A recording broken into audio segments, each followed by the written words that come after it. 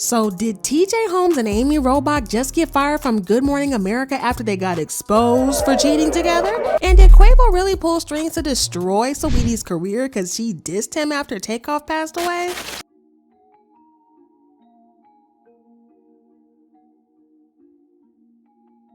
So Good Morning America host TJ Holmes and Amy Robach got exposed for having an affair under our very noses. And the internet is super mad about it. But TJ and Amy were married to other people, and this is an entire scandal that has blown up in their faces. But speaking of something blowing up, you want to know who didn't blow up? Saweetie's recent EP, that's what. This EP is turning out to be a massive flop, and Saweetie got clowned for it online. Now people are saying that her career is over and that she better head to McDonald's to keep selling them Saweetie meals. Listen, they did not have to say that. Talk about embarrassing.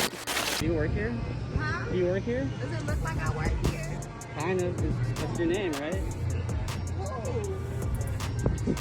Okay, so I know that I've always said that people in Hollywood only date each other and that the dating pool is hella messy, but somehow the news of TJ Holmes and Amy Robach being in an affair shocked me because I never saw that one coming. Everybody knows that they were extra close, but we all thought that they were just co-workers who had become really good friends outside of work. But turns out that they were more than friends because they were in a full-blown affair. Now they tried to keep things low-key, but they kind of got sloppy a few days ago because Daily Mail got their hands on some pictures of TJ and Amy, and it's clear as day that something steamy is going on between them, if you know what I mean. It's almost like they wanted to be caught because they weren't even trying to hide or remain low-key. And this immediately blew up into a scandal. First because of the fact that they work together, but most importantly because they both have been married to other people for more than 10 years. Now at first they both got insiders to try to spin the narrative that they had started dating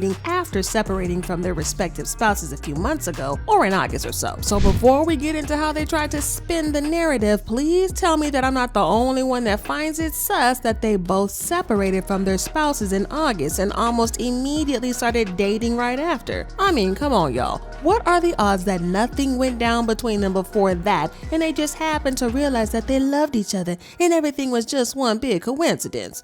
Yeah, I'm gonna have to call BS on that. But anyways, an insider spoke to People magazine saying, this was two consenting adults who were each separated. They both broke up with their spouses in August within weeks of each other. The relationship didn't start until after that. She's got nothing to hide. They were both separated, so they felt very comfortable dating in the open after that. Their spouses had moved out even, so they were not hiding anything. But wait, did y'all hear open after that? But anyways, now another source said what I was thinking when they said there were rumors they were having an affair about a year ago. A lot of people believe there might have been some truth to it because you can see there's a mutual affection there. But everyone ultimately chalked it up to friendship because they always said that they were both happily married. But according to Page 6, the affair started months before they separated from their respective spouses. Page 6 said their romance began in March around the time they were training together for the New York City half marathon, and that they were spotted canoodling in bars near ABC News back in May. So it appears that they somehow managed to keep their affair a secret from the crew and the rest of the team working on their segment because a source revealed they have a very cozy relationship on air, but that is what is expected. But they were very careful behind the scenes to keep their affair secret. The producers of GMA are shocked to hear that they are having an affair. Another source claims that TJ and Amy had appeared very cozy when flying back to the US after covering Queen Elizabeth's funeral in the UK in September. The source says that they were affectionate when they were waiting for luggage, but no kissing, despite flying business class with a group of GMA employees. The twosome didn't try to hide their affection and stayed close to each other the entire travel day. And from this photo that was taken back then, we can all agree that they looked quite affectionate indeed. I'm not trying to bash them or anything like that. I'm just pointing out that the story about them coincidentally separating from their partners at the same time and then falling in love a few days later is a little bit too good to be true. But anyway, since they got exposed, they have been getting a lot of backlash on social media. I'm talking about insults, dragging, and all types of things like that. And it got so bad that they both had to deactivate their Instagram pages. But that didn't stop the comments weeks because people have a lot to say about the affair. Someone said, this TJ Holmes and Amy Robach affair thing is extra wild because they were hanging out together with their spouses, like two couples that are friends. He really had his wife out here kikiing and breaking bread with his side B. Another person commented, the TJ Holmes and Amy Robach photos are crazy. It looks like somebody was telling it for months. Maybe one of their spouses hired a PI and sold the photos. Okay, so I totally see that happening because the pictures were taken days or even weeks apart, so somebody had to be trailing them. And honestly, if this really is the job of one of the spouses, I have to give it up to them big time because this was revenge written all over it. So this is what people mean when they say revenge is a dish best served cold, cause listen, this is giving Toros cold. Brr, it's cold in here. There must be some revenge in the atmosphere, what? But anyway, it's unclear what's going to happen to them. You know, if they're going to face sanctions at work or if they're going to get fired or whatever. It depends on what the policies of the network are. But I think they're going to face some discipline at the very least because this is a big scandal that makes the whole network look bad. But anywho, let's move on to the topic of Saweetie and why people are saying that her career is going down. So y'all know that she dropped her album, well, EP, a while ago, and it generated a lot of buzz because she dissed Quavo on the song. Well, the buzz did not translate to sales because the EP only sold about 2,000 copies, which is an ultra extreme flop. And with this flop, you know, people was clowning her all over Beyonce's internet. They were saying things like, Saweetie tried to tell her whole stories and still couldn't sell 2,000 copies. That's tough, man. Saweetie has 13 million followers and her album sold 2,000 copies. If she don't just go make a OnlyFans and call it a day. And dang, they said Saweetie sold more McDonald's than records.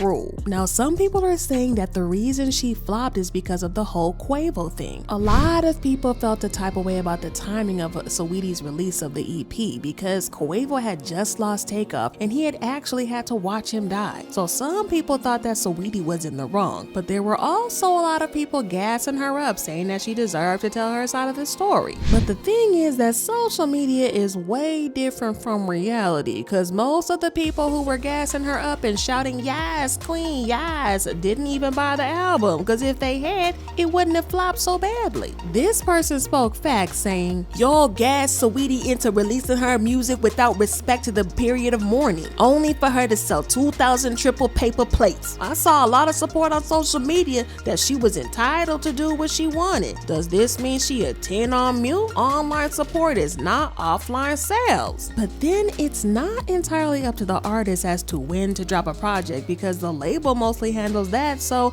I don't think she really had much say in that. Also, the songs had already been recorded before the Takeoff issue happened, so it's not like she maliciously decided to record a song after Take was killed.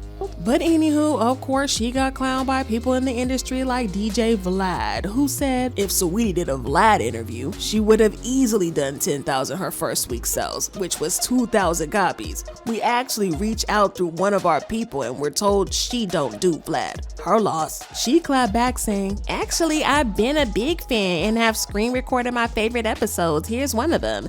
Dates on the top. So if anyone reached out, it wasn't to me or my team, DJ Vlad. Happy Thanksgiving. And DJ Vlad actually found out that it was her publicist who declined to do the interview and so we didn't even know. He shared a screenshot of a conversation that said, her publicist doesn't like Vlad. She told me she wouldn't ever have her artist do it. Well, it turns out that the Vlad interview was not the only one that her publicist passed on because Baller Alert claimed the same thing that happened to them. They said, we always love and support Saweetie as she did with us early in our career. We had the same experience in recent years with that particular publicist passing on Baller Alert, but we will always wish her the best. Okay, so at this point, I think Saweetie needs to have a serious conversation with her publicist because those two interviews could have helped her sales. 2,000 sales for an artist like Saweetie is embarrassing if we're being honest. There was so little promotion for the EP from her label, but her publicist is out here turning down valuable interviews? Listen, Saweetie, get your team together. Sunny Digital also said, 13 million followers, hundreds of thousands thousands likes on pictures that album sold less than 2,000 copies? That's crazy. The math ain't adding up. And if I had millions of followers and my album sold 2,000,